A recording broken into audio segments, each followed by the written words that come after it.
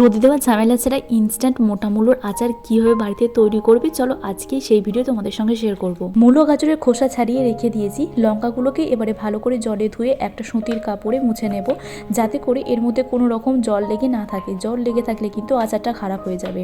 গাজর মূলো একটু লম্বা করে কেটে লবণ দিয়ে জলে ভিজিয়ে রেখে দেবো। এতে ভারী সুন্দর হয় এই আচারটা। আমের সিজনে আম দিয়েও কিন্তু একইভাবে এরকম আচার বানিয়ে রাখতে পারো। এবার একটা আচারের মশলা তৈরি করে নেবো। তার জন্য কালো সর্ষে 1 চামচ, সাদা সর্ষে 1.5 চামচ, মেথি হাফ টেবিল স্পুনেরও কম নিয়েছি, মৌরি, জিরে, ধনে এগুলো 1 চামচ করে নিয়েছি, বেশ খানিকটা শুকনো লঙ্কা। সমস্ত কিছু মশলাকে একবারে শুকনো খোলায় রোস্ট করে নেব। পুড়িয়ে ফেলো না, তাতে করে কিন্তু আচারটা খেতে ভালো লাগবে না।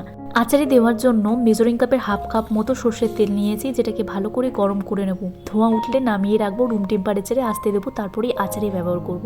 যে মশলাটা রোস্ট করে রেখেছিলাম সেটাকেই মিক্সিতে দিয়ে গুঁড়ো করে নিয়েছি।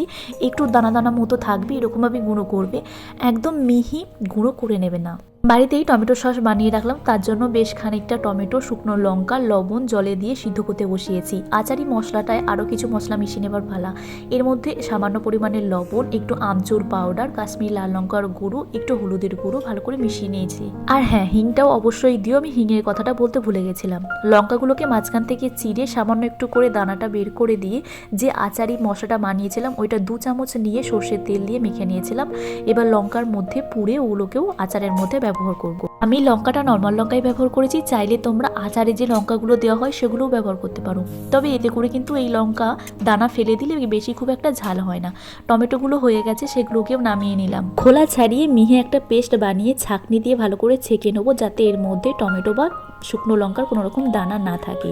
তারই মধ্যে আমি দুপুরের খাবারের জোগাড় যন্ত্রগুলো করে নিচ্ছি। সে আজকে সকালে তাড়াতাড়ি অফিস বেরিয়ে গেছিলো বলে ডাল, আলু সিদ্ধ, ভাত, ডিম ভাজা আর সঙ্গে এই ইনস্ট্যান্ট আচার তো ছিলই। একটা মশলার পুটলি বানিয়ে টমেটো সসের মধ্যে দিয়েছি।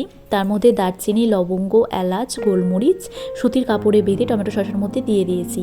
এর মধ্যে সামান্য পরিমাণে একটু লবণ আর হাফ কাপ মতো চিনি, কাশ্মীর লাল লঙ্কার গুঁড়ো রঙের জন্য দিয়েছি। কোনো রকম কিন্তু ফুড কালার আর ব্যবহার করিনি। ওইদিকে টমেটো সসটাকে ফুটতে দিয়ে মিক্স আচারটাও বানিয়ে নিয়েছি।